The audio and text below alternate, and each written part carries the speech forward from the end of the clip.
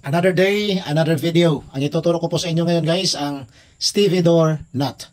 Okay, so magsisimula po tayo guys by making a loop.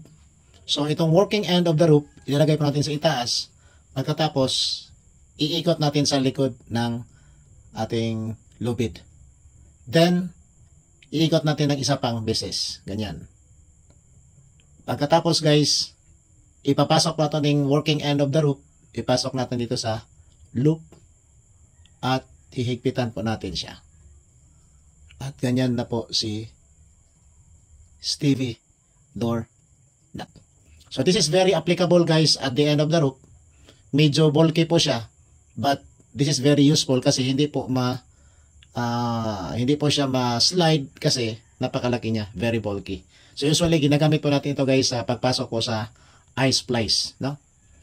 Ganyan. Thank you for watching.